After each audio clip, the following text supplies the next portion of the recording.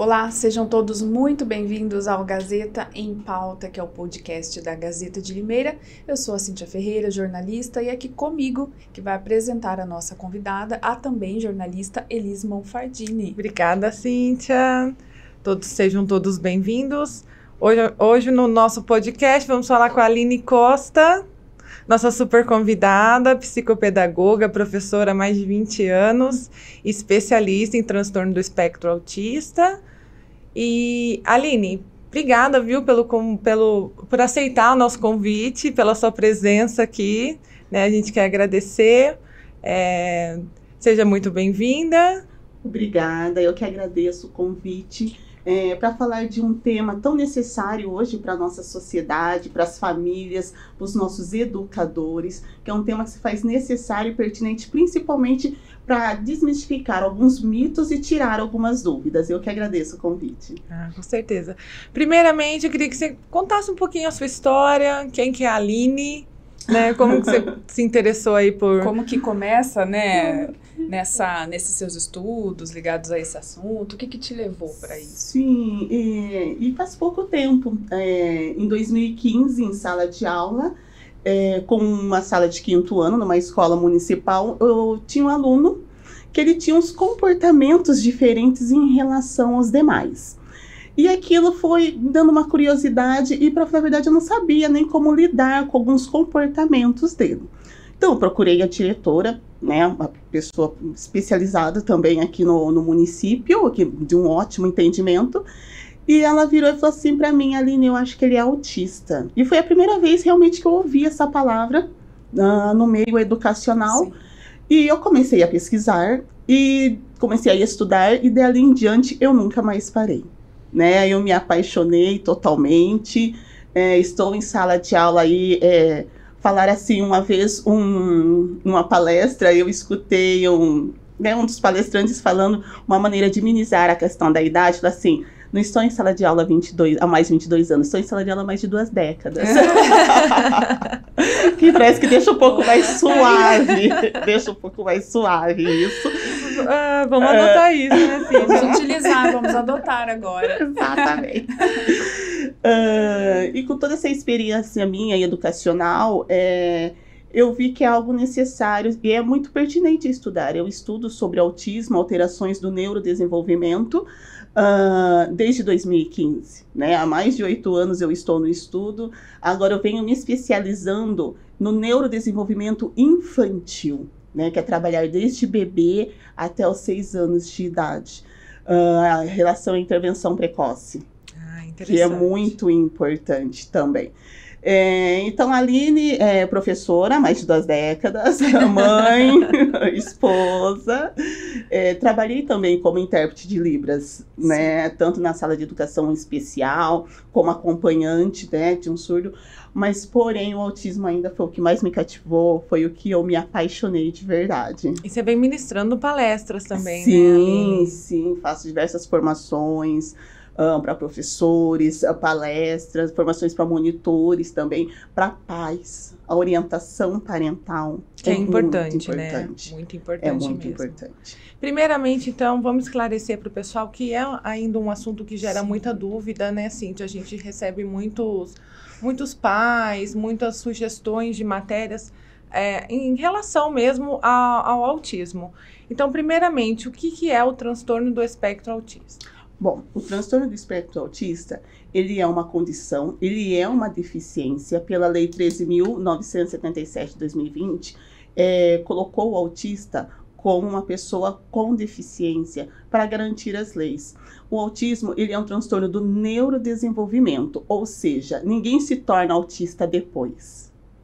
A pessoa já nasce com essa condição. Exatamente. A diferença são os níveis de suporte, né, de cada pessoa aí, cada indivíduo. É interessante isso, né, Elisa? Você usou a palavra pessoa com deficiência.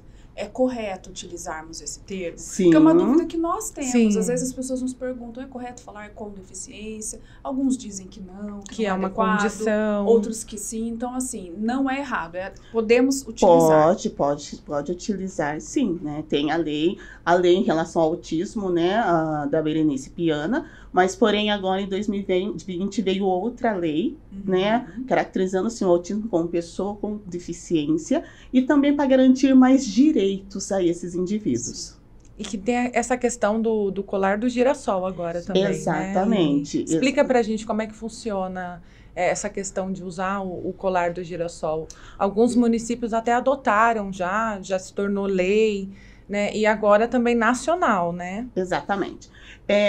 Tem na verdade, dois tipos de colares. Tem aquele colar caracterizado mesmo do espectro do autismo com o quebra-cabeça, que esse especifica mesmo, né? Que a criança, adolescente ou adulto tá dentro do espectro do autismo. Porém, o colar de girassol, ele engloba outros aspectos, outras deficiências, também outros transtornos, como TDAH, né? Esquizofrenia, até mesmo o lúpus também São entra. deficiências ocultas. Exatamente. Que a gente não identifica quando olha para aquela pessoa. Exatamente. Que muitas mães ficam bravas porque às vezes, assim, chateadas, viram e falam assim, nossa, mas ele não parece autista. O autista, ele é uma condição neurológica, é uma condição cerebral. Tem rosto. Não é uma questão física, por exemplo, como síndrome de Down, síndrome de Rett, que você consegue perceber características físicas. O autismo, ele é realmente cerebral, né? Por isso que é importante para aqueles que assim desejam o uso desse colar, para que a pessoa tenha uma prioridade. Enfim, tantas coisas, né? Direitos que foram sendo conquistados, quando ela está bem identificada, para que não gere nenhum constrangimento. E tem a carteirinha também, né? Exatamente, Recentemente também foi aprovado, né, aqui no estado de São Paulo, né, a carteirinha. Sim. Quais que são os direitos para criança ou para pessoa que tem essa carteirinha? Sim, a gratuitidade de alguns estabelecimentos, né, como peças de teatro, cinema, alguns parques de diversões. Em relação à questão do transporte público, também beneficia isso. Mas o cordão, ele é muito bacana, porque, em geral, as crianças autistas têm uma dificuldade em esperar, principalmente ficar em filas. Sim. Então, isso proporciona o quê? O direito da mãe pegar a fila preferencial. O acesso mais rápido. Exatamente. E ninguém ficar, digamos, olhando torto para ela, olhando assim, nossa, por que ela está na fila preferencial? E por isso que é importante esse bate-papo, e até recentemente a Gazeta trouxe matéria sobre isso, para que as pessoas comecem a se adaptar a essa visão. Quando encontrarem uma criança ou uma pessoa adulta com um colar de girassol ou que tem o símbolo do quebra-cabeça, saiba que aquela pessoa está na frente porque ela tem esse direito. E não porque ela está furando uma fila, né? Exatamente. Porque diferente de uma deficiência física, é uma questão neurológica, como você explicou, e ela tem esse direito, ela deve estar ali. Exatamente, isso mesmo. Outra questão também, Aline, é a questão dos graus, né, do autismo. Né? Tem um grau mais leve e um grau mais severo. Eu queria que você explicasse para nós as principais diferenças aí. Claro. Hoje, na verdade, a gente não se fala mais em grau. Nós falamos em nível de suporte. Ou seja, o quanto que aquela criança, aquele adolescente, quanto aquele indivíduo precisa de suporte para realizar as suas atividades.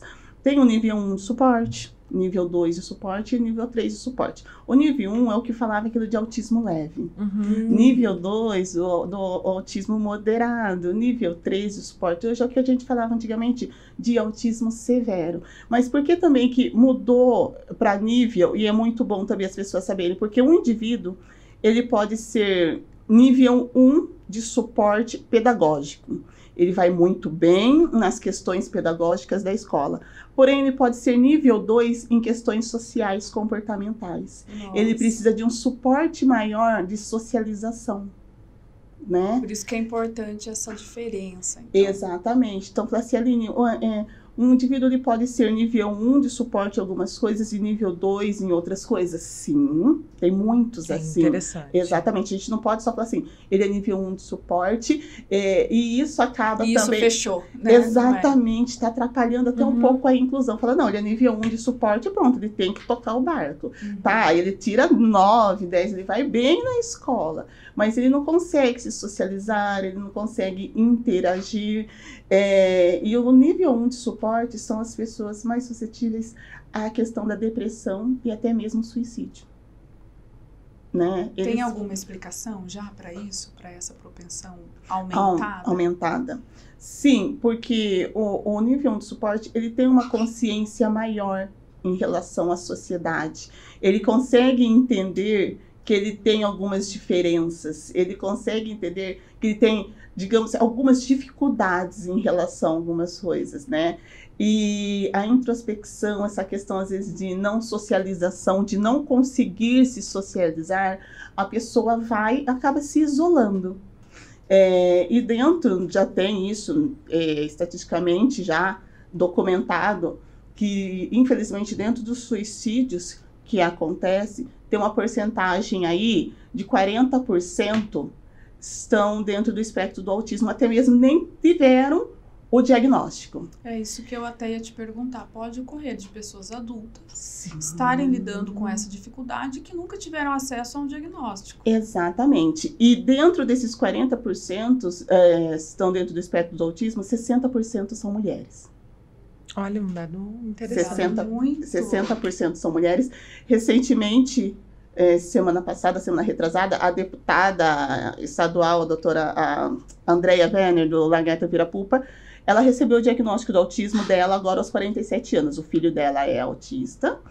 Ela tem, né, um canal, tudo. Ela sempre lidou muito, ajudando as mães, apoia muito essa questão. Agora, como deputada, a questão a nível municipal. E ela recebeu o diagnóstico dela agora aos 47 anos. Muitas mulheres estão recebendo o diagnóstico após o diagnóstico dos filhos. Isso agora com 37 anos, 38 anos, 42 anos. E aí começa a rodar um filme, né, na cabeça delas. Elas mesmas contam, tem os relatos que elas falam assim: nossa, por isso que na adolescência acontecia isso e eu não entendia. Por isso que eu passei por tudo isso, eu não entendia. E tem muitas mulheres com diagnósticos de bipolaridade, depressão. E elas são autistas. E que, na verdade, são autistas. Exato. Mas como você citou, né, em 2015, quando você ouviu sobre isso lá atrás, você não sabia. Então, são pessoas que talvez nunca tiveram acesso a essa possibilidade, porque a gente, de fato, não sabia. Né? É algo ainda muito recente, né? Essa questão, sim, esse avanço das leis, no conhecimento. E tem sempre novidades, né? Tá sempre mudando, né? Que nem essa questão do nível agora, né? Que a gente falava em graus, agora é nível. Então tá sempre com... Nós estamos vendo isso, mudanças. Avançar, né? Avançar, exatamente. E pode ter ali alguma relação, você falou que essas mulheres descobrem o seu diagnóstico a partir dos filhos. Pode ter alguma relação de mães que tenham esse autismo no nível 1 de suporte? Sim. E estão tendo filhos também autistas? É uma questão, hereditária? O autismo, hoje a gente já sabe hoje que no 83% dele, até 90% aí, é genético. É hereditário. Tem algumas causas ambientais que podem aí ocasionar autismo. Quando a gente fala de causas ambientais, é intrauterina, é dentro do desenvolvimento ali do feto, ali ainda no ambiente do útero. Essas causas ambientais que podem ocasionar.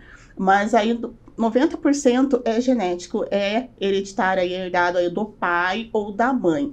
Hoje, dentro do autismo, nós está falando-se muito da epigenética. São os últimos estudos que está tendo agora. Que seria isso? Até mesmo dentro do TDAH. São mutações genéticas que todos nós passamos dentro do útero durante o desenvolvimento. E algumas crianças têm realmente o autismo devido a essas mutações genéticas. Então, hoje está se estudando muito sobre essa mutação dos genes, né, durante o desenvolvimento. Porque fala assim, às vezes a mãe não tem, o pai não tem, Mas aí a criança está dentro do transtorno do espectro do autismo. O que explica isso? É essa questão da mutação genética que todos nós passamos. Porém, alguns genes modificam de uma certa forma que aí a criança nasce com o transtorno do espectro do autismo. E isso vem sendo ainda estudado, um objeto de estudo. A gente ainda está descobrindo. Sim. Tem vários. Tem um estudo muito bom do Dr. Alisson Motri, que ele fica nos Estados Unidos, né? Inclusive, ele até mandou alguns minicérebros para o espaço, não sei se chegaram a ver essa reportagem, de tentar identificar aí. Nós já sabemos que a gente tem mais de 1.200 genes, mas dentro do autismo já foi identificado quase 200 e poucos genes aí. Mas ainda tem muito a se estudar em relação à causa genética. Sim. E você, até tô vendo a sua camiseta, você tá com uma camiseta que tá escrito intervenção precoce. Família e autismo. Certo. E aí, qual que é a importância, né, Aline, dentro de tudo isso que a gente está conversando, dessa consulta na primeira infância, dessa intervenção precoce? Qual é a diferença que isso pode fazer na vida, né, dessa família, dessa criança? O que eu costumo falar dentro da intervenção precoce, que a primeira terapeuta ali da criança é a mãe. É ela que percebe quando algo não está indo bem, ela que percebe algum atraso de desenvolvimento dessa criança. Então, quanto antes perceber algum atraso de desenvolvimento dessa criança é muito importante, porque é a intervenção precoce que vai ajudar a essa criança, a esse adolescente, a esse adulto, a ter uma vida, digamos, mais funcional. Que ajuda a ter uma vida mais funcional.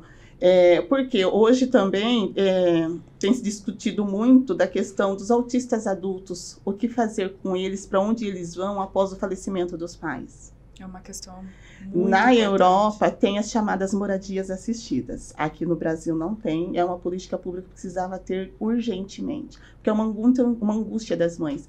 Então, a intervenção precoce, ela já vem trabalhar esse indivíduo para ele ser o mais funcional e independente possível. A intervenção precoce, ela vai atuar ali com bebês até os 6, 7 anos de idade. E ela atua juntamente com a família, que é esse um dos trabalhos que eu faço. Porque uma família bem treinada, ela diminui a sobrecarga materna, que é uma também das questões até mesmo do suicídio.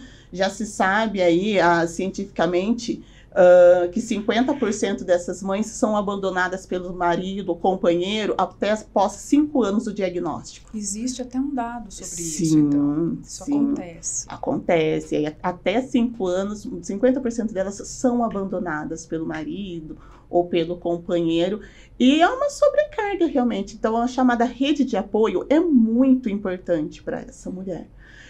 Então, a intervenção precoce visa tudo isso, diminuir a sobrecarga materna, treinar essa família, porque muitas dessas crianças não conseguem ter a carga horária completa das terapias. Não conseguem ter uma terapia intensiva de boa qualidade para o desenvolvimento. E essa criança acaba ficando com quem? Em casa. Então, se essa família é treinada e sabe agir com essa criança, só é um benefício para a criança, para eles e principalmente também para a escola, no ambiente escolar, né? E aí entra a sua questão também da psicopedagogia, né, Aline? Explica pra gente aí qual que é a principal área, né, da psicopedagogia. Isso. O psicopedagogo, ele vai atuar nas habilidades em déficits dessa criança. O que está faltando para essa criança atingir ali, principalmente a níveis escolares.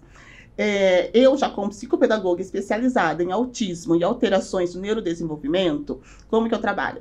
Eu aplico protocolos avaliativos baseados em evidência científica, já comprovadamente para o autismo, e a partir desse protocolo, ali monta-se um plano de intervenção de acordo com as habilidades que a criança precisa.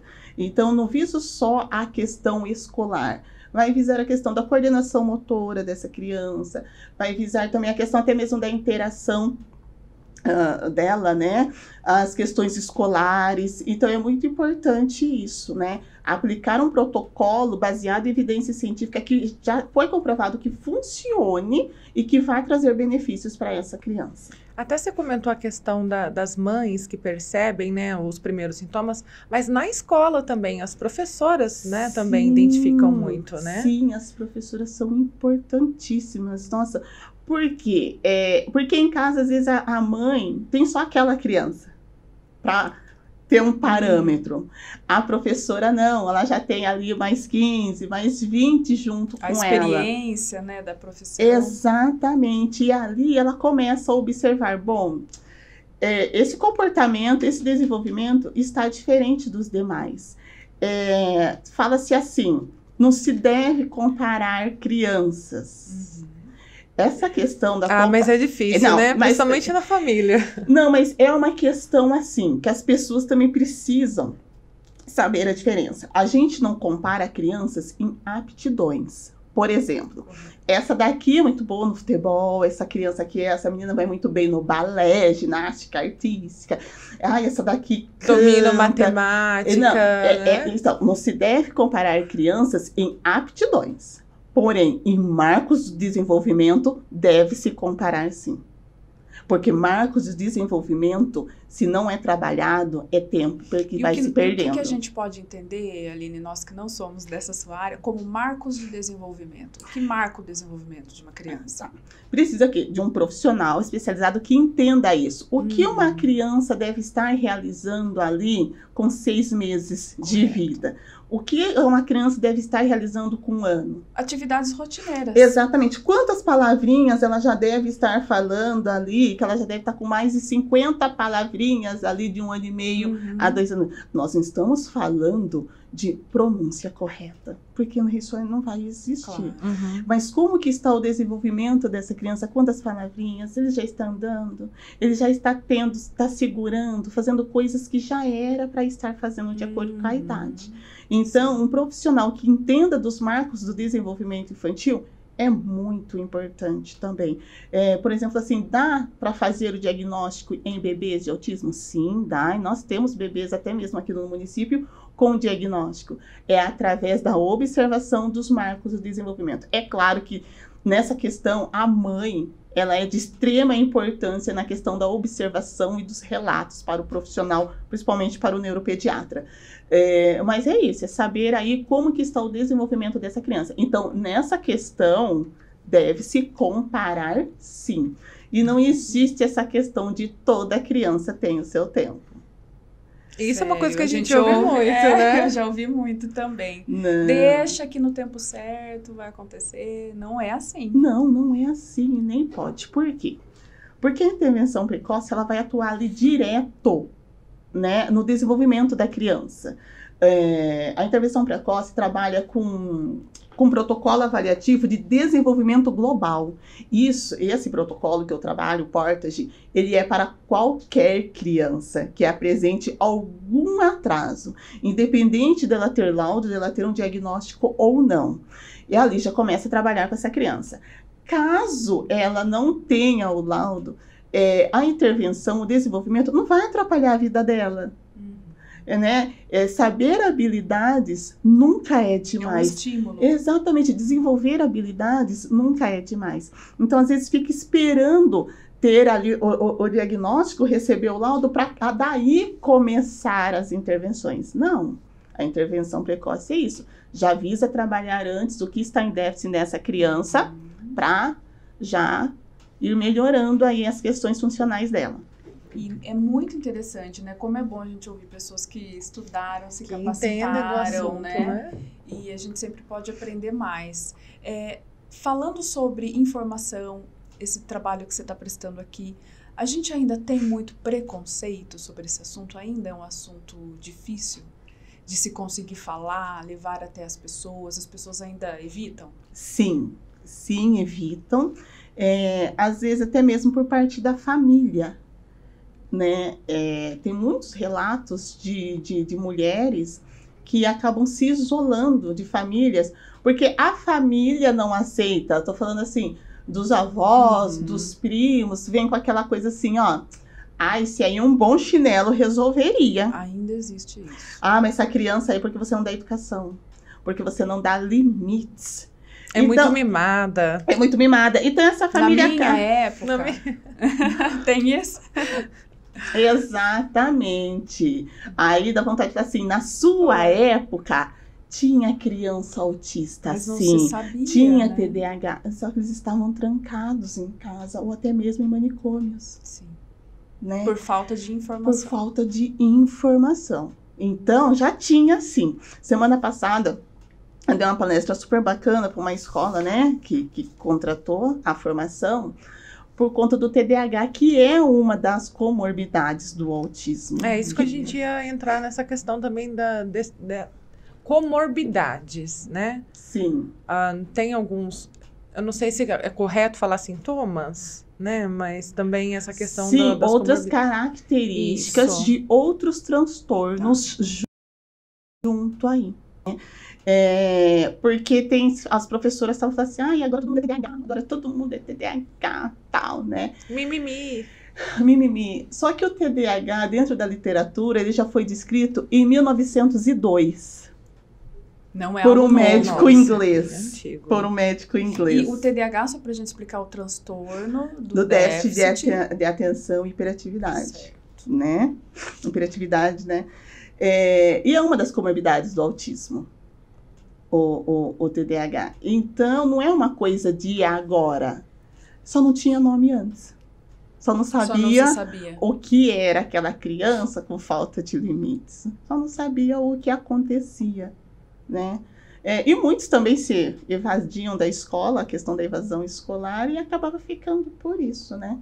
Então, dentro do autismo, tem outras comorbidades que acompanham também, como o TDAH, o distúrbio do sono, aí 60% deles tem essa questão do distúrbio do sono, tem a questão da deficiência intelectual também, tem distúrbios gástricos dentro dessa questão aí do TEA, né, que vem junto, aí tem a questão da ansiedade, tem muitas outras coisas que podem vir acometendo aí. Uma coisa que a gente vê que se fala muito, até quando a gente vê filmes sobre o assunto, séries, fala-se muito do hiperfoco, superfoco. Isso de fato existe, Aline? Sim. Isso é percebido? Sim, existe em alguns autistas. E é onde dá aquele mito de ele é muito inteligente. Né? Não é sempre assim. Não. Não é porque uma criança domina, sei lá, todas as partes aí da NASA, por exemplo, lá, todos os componentes que a NASA utiliza, que ela vai ser muito inteligente. Isso é o hiperfoco dela. Isso é o hiperfoco dela, sei lá, saber sobre planetas, saber de todos os dinossauros em todas as eras lá, né, mesozoico, paleontômico lá.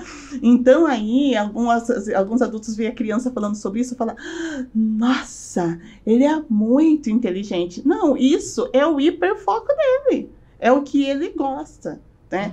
E é uma também das coisas que se percebe mais autismo em meninos do que em meninas.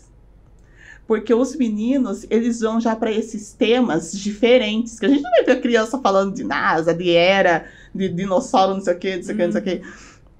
E já as meninas, elas já têm um hiperfoco, digamos, mais comum, aceitável, que são as princesas, né, da Disney e que lá. pode passar até de uma maneira Passa-se despercebido, exatamente. Que ela gosta muito. Gosta muito de princesa. Ela é fascinada. Na borboletinha, né? Fascinada, tudo rosinha. Ela tem uma coleção de ursinhos lá.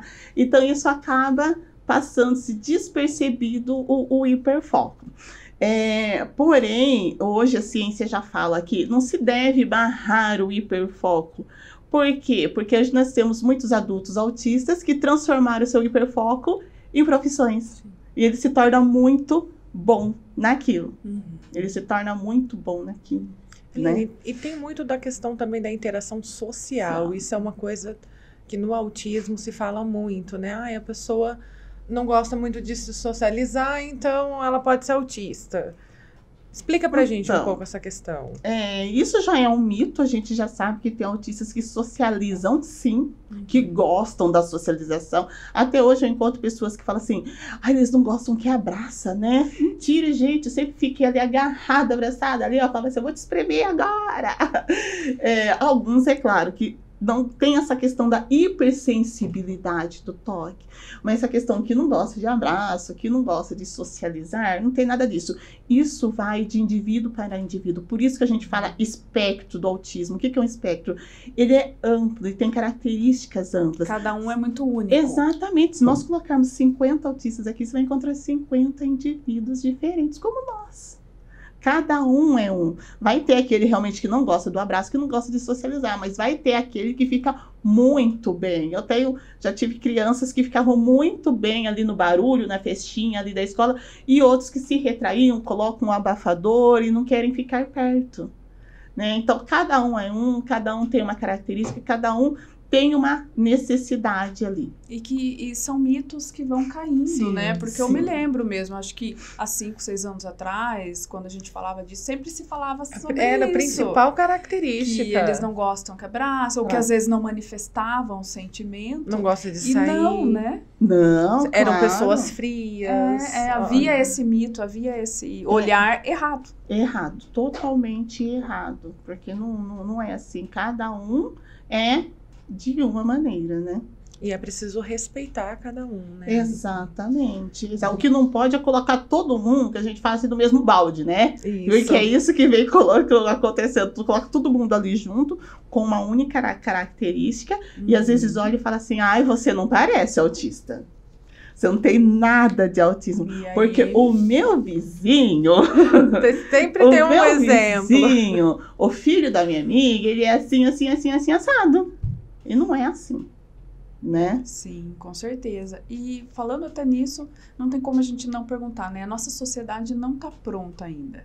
Nós estamos caminhando, né? O que você acha que falta? O que a gente precisa para caminhar, para ter um olhar mais atento, mais de buscar, sim, informação, buscar entender, acolher, né, essas famílias? Sim. O que a gente precisa ainda enquanto sociedade? Enquanto sociedade.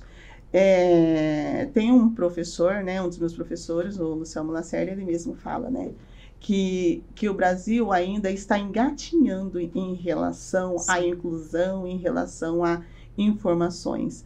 O que precisa ter mais isso daqui que vocês estão fazendo, né, este bate-papo, informação para as pessoas, políticas públicas divulgando como que é, né, o autismo, porque hoje eu vejo muito que, assim, as leis que beneficiam, que dão direito, que ampara, fica restrito aos grupos que necessitam, né? Ou seja, aos grupos de inclusão, aos grupos de mães. Isso precisa ser falado bastante em sociedade. O cordão de girassol foi bacana porque ele foi divulgado bastante nas mídias.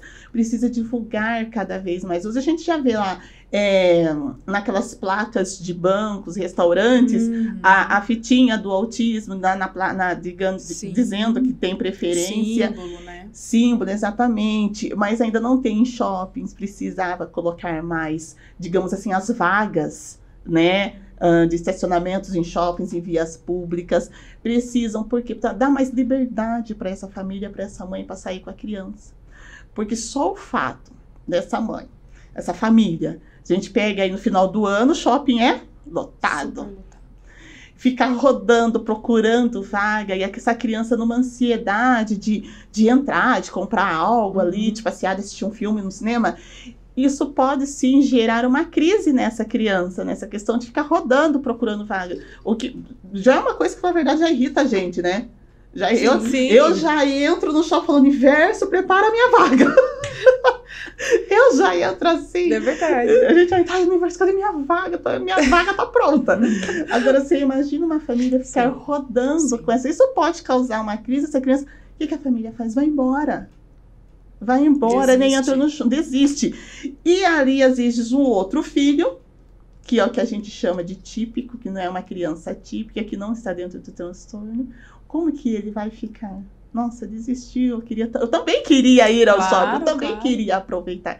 Então, são coisas que impactam a família, que o poder público, a sociedade pode fazer para ajudar. pode fazer aí para ajudar, para contribuir.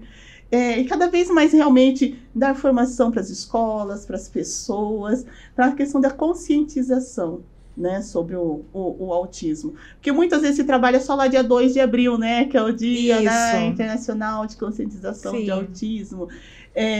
Aí tem lá, né, a questão agora que vem Setembro Amarelo, não sei o que, de suicida, Outubro Rosa. É igual eu falo assim, prevenção do câncer de mama, de próstata, tem que ser o ano todo. Sempre. A inclusão, tudo isso, a conscientização de tudo tem que ser o ano Trabalhado todo. O ano todo. Trabalhado o ano todo. Com certeza.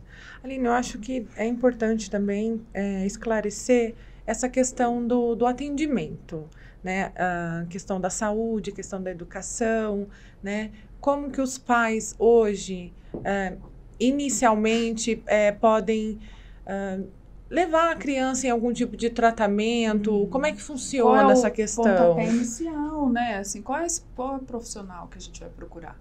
Bom, os pais, a qualquer assim, dúvida, desconfiança de atraso de desenvolvimento ou de algum comportamento que ela acha que não está bom, procurar um neuropediatra. Procurar um neuropediatra, um psiquiatra infantil, que é difícil de achar, mas procurar um médico especializado, né, para analisar essa criança. É igual quando a gente sente uma dor. Você fala assim, eu bati meu pé, mas vai que, né, tem alguma coisa? Eu vou no médico para ver, às vezes não é nada. Sim. Então é isso. Vai para analisar essa questão da criança. Dali, o neuropediatra vai fazer ali, né, as suas intervenções também, para ver se existe algo ou não aí com essa criança. No SUS é possível a gente marcar uma avaliação com um especialista? Olha, no SUS, as mães têm reclamado muito que não encontram esse tipo de profissional, né? Um neuropediatra, ou mesmo quando encontra, a consulta é muito longe. E tá aí, novamente, a questão das políticas públicas que você citou, né? Desse acesso ser mais rápido. E lembrando que quanto antes começar a intervenção precoce para essa criança é melhor. Então, o que eu vejo muitas mães acabam fazendo? Pagando consultas. Gente, tem mães que fazem rifas. Conheço várias. Para conseguir pagar uma consulta particular para o filho, para receber. Para daí, muitas acabam se apertando ali financeiramente, porque é um aperto, e acabam pagando um plano médico. Por que eu falo dessa questão do aperto financeiro da família? Porque o autismo hoje impacta financeiramente essas famílias. Porque muitas mães deixaram de trabalhar para cuidar dos filhos. Porque tem que levar em terapia, um dia natação. Então, às vezes, fica o pai ali, né, trabalhando, a mãe deixa o trabalho, né, para cuidar. Então, tem um impacto financeiro, porque tem uma renda a menos. E na contrapartida vem essa necessidade de acesso a esses profissionais, essas terapias. Se ela não encontra no SUS, ela vai ter que pagar. Ela vai ter que pagar. E aí a renda caiu e, ao mesmo tempo... Né? E a maioria paga o quê? Planos médicos para ter um pouco de acesso de qualidade para essa criança aí, nessa questão aí das terapias. Que ainda tem um custo muito alto, né? Sim. Quais as principais, eu não sei se é correto a gente dizer tratamentos, né? Sim, mas intervenções. Né? Quais as principais intervenções que ajudam essas crianças a se desenvolver, vamos dizer assim? Então, vai de acordo, assim, com a necessidade de cada um, com o nível de suporte que cada um precisa. Mas, em geral, o psicólogo comportamental, um analista comportamental, fonoaudiólogo, terapeuta ocupacional, o psicopedagogo. Algumas crianças precisam de um psicomotricista para trabalhar a parte motora dela, ou até mesmo fisioterapia, né, para trabalhar aí com essa criança. Mas a grande maioria é isso, a terapeuta ocupacional, o psicólogo, a fonoaudióloga. Por quê? Porque a maioria das famílias a percebem quando há o atraso da fala. Tinha outras características antes que a família não percebeu nessa criança. Mas o atraso da fala é o que mais pesa para essa família. Quando você falou dos marcos ali, é o principal marco. Marco que a família... vamos atrás porque não tá falando bem, a fala ainda não desenvolveu, porque aí sempre vem alguém, né? Ah, mas esse menino ainda não tá falando? Sim. Nossa, mas o meu Tem filho... sempre um vizinho. Tem sempre alguém da família, né? Então, ali, essa questão da fala é onde a família se liga mais. Porém, já tinha outras características ali, mas que passou-se despercebido, né? Ali na grande maioria das vezes. E são muitas intervenções, né, Aline, como você falou. Por isso que a gente volta no assunto da necessidade da gente ampliar o debate, ampliar esses acessos, ampliar esses tratamentos, que seja mais acessível, principalmente para as famílias que não têm uma condição financeira tão alta, né, que esse acesso seja gratuito, né? Sim, mas tem muita dificuldade de encontrar esses profissionais ao acesso gratuito, né? Porque hoje tem uma boa parcela ainda que não consegue arcar com o plano médico e que depende exclusivamente do poder público para o tratamento dessa criança, né? E aí acaba também sobrecarregando o setor e essa criança não tendo aí uma boa intervenção. No tempo adequado. Exatamente. Porque muito se discute, porque o médico coloca lá 40 horas semanais de terapia, 30 horas. Hoje, a ciência já mostra que uma boa intervenção, ela vai ali de 20 horas a 40 horas semanais para essa criança. Porque precisa ter constância, precisa ter ali ser constante, trabalhar essas habilidades. Trabalhar uma vez por semana não vai ter constância, vai ficar cada vez mais difícil, 2 vezes na semana, fica mais difícil para essa criança, é o que a gente fala de generalizar, que é o aprender, né? Que é o aprender tal habilidade. Pode lembrar de nós, quando começamos a dirigir, a gente olhava ali no câmbio, né? Com certeza. Para ver a marcha. Hoje, a gente não olha, depois de um certo tempo, por quê? Generalizou. Nós aprendemos já. Se adaptou àquilo. De tanto que nós dirigimos, de tanto que a gente foi dirigindo, a gente já se adaptou à marcha, não fica olhando mais. É a questão da prática, né? Exatamente, no autismo é isso. Então, às vezes, os planos discutem com os médicos, nossa, mas por que passar tantas horas de terapia para essa criança? Porque ela precisa. Ela precisa. E a família está numa constante batalha ali, né? Para a questão do atendimento, para a questão... Aqui em Limeira a gente tem, né, o centro de especialização municipal do autista, né? Tem uma demanda muito grande ainda, porque faltam locais, né, unidades, centros gratuitos ainda para a população, né, Aline? Exatamente. Precisava ampliar essa questão dos atendimentos. Nós temos vários municípios aqui ao redor de Limeira que estão criando esses centros maiores para atendimento, né? Porque fala assim, está crescendo o número? Está, né? Está tendo um número maior aí de autistas. Por isso também tem essa questão dos estudos da epigenética, para entender o que está causando. O que está, exatamente, porque a gente sabe que tem a questão genética, né, que os pais não receberam o diagnóstico. Mas isso é bom para entender que o autismo sempre esteve aí. Então, hoje nós temos ainda, os médicos têm mais informações, as famílias também têm mais informações, por isso que nós temos mais diagnósticos também procuram hoje. mais, né, esse acesso. Exatamente. Gente, nós não tínhamos internet antes, né? Pensa aí, né, há 30 anos atrás, não tinha o Google para você digitar lá, Google, meu filho está assim, assado. Não. O que pode ser? Não tinha. Mesmo na escola, a minha geração na escola, nós nunca ouvimos falar que aquele colega é um colega autista, ou, né? Não tinha mesmo. Então, como é muito recente, agora as pessoas estão acessando, elas estão procurando mais esses profissionais, procurando entender melhor. Exatamente. Muito bacana. E assim, quais são os principais desafios, né, hoje, quando a gente fala de inclusão? Seja na sala de aula, de um modo geral, né? Como acolher, como incluir essas crianças? Quais os desafios que você verifica, Aline, no seu dia a dia? O desafio maior realmente é o preconceito das pessoas. Elas precisam se informar mais, né? As pessoas têm que ler para principalmente ter empatia, né? Você tem que ter ali empatia com o outro. Claro. Porque eu não sou, né? Não estou dentro do espectro. Mas o que garante hoje que um neto meu, um sobrinho não vai ter?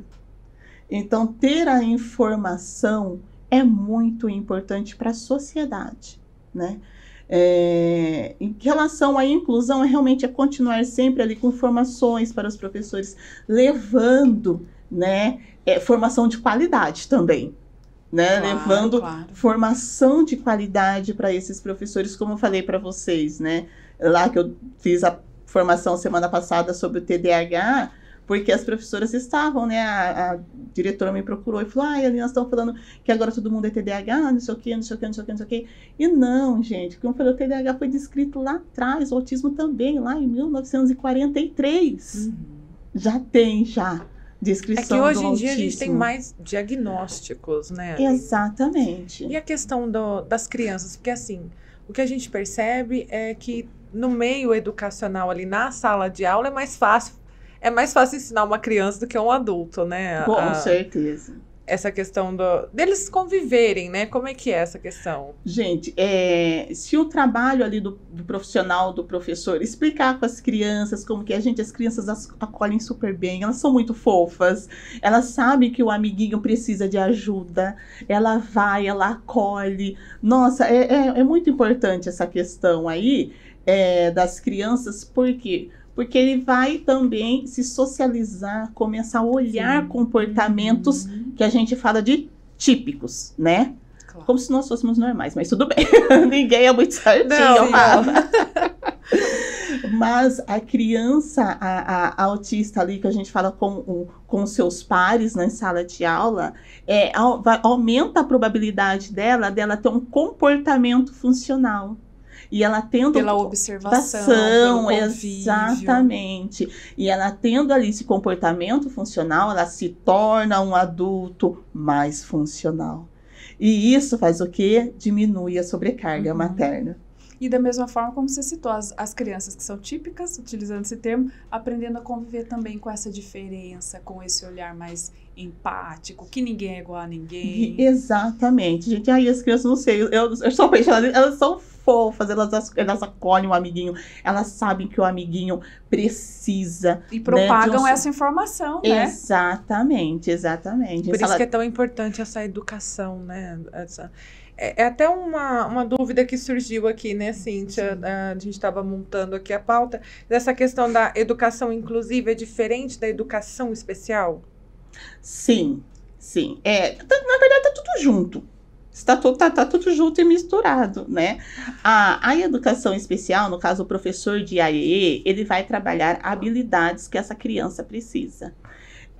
Só que inclusão não é só colocar essa criança perto do professor e dar atividade adaptada para ela. Lembrando que a atividade adaptada tem que vir após uma avaliação especializada para essa criança. Existem muitas adaptações que podem ser feitas ali. Adaptações físicas também são importantes em sala de aula, né? Essa questão. A formação de funcionários, desde lá do porteiro até a merendeira. Ela precisa de informação, ela precisa entender que aquela criança só quer o arroz branco porque ela tem uma seletividade alimentar. Isso acaba ocorrendo também, né? Essa seletividade, não é todo alimento que essa criança vai comer. Exatamente. Agora foi aprovada a lei, semana passada, que a criança pode levar, acho que tem um projeto de lei, né? Tem um projeto de lei. Que pode levar o próprio alimento, né? Exatamente. Então, saber todas essas questões ali, porque desde lá do porteiro, se essa criança chega já ali desregulada, e a mãe tentando tirar ela do carro, e todo aquele estresse, e a mãe às vezes com vergonha, porque sabe que tem os olhares das outras. Sim. Então, se o porteiro ele sabe o que é o autismo, ele entende, ele já vai ali, ele já acolhe, já fala o nome da criança, não, vamos entrar, já dá esse auxílio, esse suporte para essa mãe. Exatamente. Até outras crianças que não são da sala dessa criança já conhecem. Vem aqui, eu ajudo. Então, a inclusão não é só isso, é formação para todos os funcionários da escola, para entender a característica daquela criança, das necessidades daquela criança, né? Adaptações físicas também que podem ser feitas, o abafador, colocar essa criança, algo que ela possa ali manusear, o cantinho da calma, que eu sempre falo, para montar dentro da sala de aula, que é muito importante. E de uma também. forma geral, a rede pública ainda carece, né, dessas adaptações, né, Aline, até de capacitações também, principalmente, né? Exatamente, exatamente. A rede pública tem realizado algumas importantes, pontuais capacitações aqui no município, que eu venho acompanhando. Porém, eu falo que assim, não é uma, duas, que ajuda, mas não resolve. Tem que ser algo constante, né? Exatamente. Meu marido fala que eu sou louca. Meus filhos, então, já sabem, eu estudo sobre autismo, alterações do neurodesenvolvimento por 1 a 2 horas por dia. A gente escolheu bem a nossa Escolhemos muito o que eu estou aprendendo aqui. Imagina, porque é assim, é como a minha professora de intervenção precoce, ela fala, e é uma verdade, quanto mais a gente estuda, quanto mais eu estudo, mais eu vejo que eu tenho que estudar. E quanto mais você compartilha, né? Dissemina, né, essa informação aqui para... Que bom, né, que Limeira tem essas pessoas, né? São muitos profissionais que a gente obrigada. tem aqui que se dedicam mesmo a entender e a ajudar, né, Aline? É tão importante, né, esses educadores que se movem dessa forma. A gente aprendeu muito hoje. Nossa, aprendemos demais. Eu acho que quem está nos acompanhando aprendeu muito também. E é um assunto que é para todo mundo, né, Aline? Não é só para os pais das crianças autistas. Claro que não, é para quem... Principalmente, né? Para a sociedade que conheça, que não conhece, que não convive, né? Então é importante isso. Um exemplo que eu vou dar agora de sociedade que aconteceu, não me lembro, uma cidade em São Paulo, na Grande São Paulo, que a mãe estava levando a criança autista ao médico, à consulta. Só que ela estava sem carro, ela pegou um Uber. A criança começou a entrar em crise dentro do carro. Um ambiente diferente, um carro diferente. O motorista do Uber parou o carro e fez ela descer, bem antes do destino dela. Então, olha só o que causou para essa mãe, para essa criança, né? Ela ali preocupada.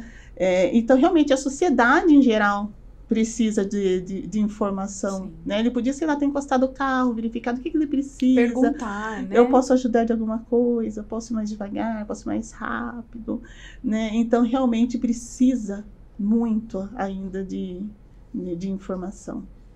Eu acho que até seria só uma mensagem aí que você daria aos pais, familiares, mas também para a sociedade em geral, né, Aline? Sim, sim. Procurar cada vez mais informação. Nem preciso falar para os pais procurar os seus direitos, porque eles já procuram, graças a Deus, eles sabem. E precisam. E precisam porque é uma luta. É uma luta. Para os profissionais procurar cada vez mais ler. Eu sei que tem aquela fala assim, quando eu fiz pedagogia, não tinha nada disso. Quando eu fiz pedagogia também não tinha nada disso. Essas coisas vão mudando, Eu tenho as minhas primas que são mais novas, elas se formaram recentemente, elas tiveram ainda Libras, né? 1 semestre, 2 semestres de Libras na pedagogia. Nem isso eu tive, né? Nem isso eu tive. Então, é questão de correr atrás mesmo. Se especializar, especializar, exatamente. Porque uma mensagem que eu quero deixar para os pais é o seguinte, assim, o autismo, ele é, assim, uma maratona, né? E para uma maratona, a gente precisa estar preparados, né? E para os profissionais também, se quiserem ajudar essa criança...